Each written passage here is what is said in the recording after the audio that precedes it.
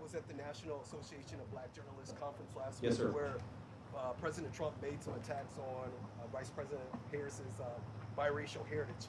You're married to an Indian American woman. You have biracial children. How do you explain his attacks, and what is your reaction to his attacks as a father of biracial children? Yes, sir. So I am the father of biracial children. Actually, my wife is here today. My kids are back home with my aunt today.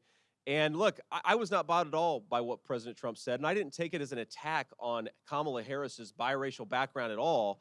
What I took it as was an attack on Kamala Harris being a chameleon.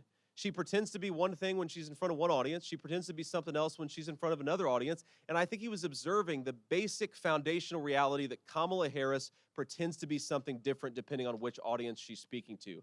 Now, she has been able to hide this a little bit because for the past couple of weeks, she only speaks in front of a teleprompter. She never gives unscripted remarks, and she's hidden from the American media and from the American people. But we know she's a chameleon. We know she's a person who promised to defund the police and now wants to pretend she's a tough prosecutor. She said that she would be our border czar, and yet for 3.5 years, we have an open border. She said that she would bring some common sense and lower inflation to our economic policies, and yet she cast the deciding vote that raised interest rates, raised home prices, and raised food prices.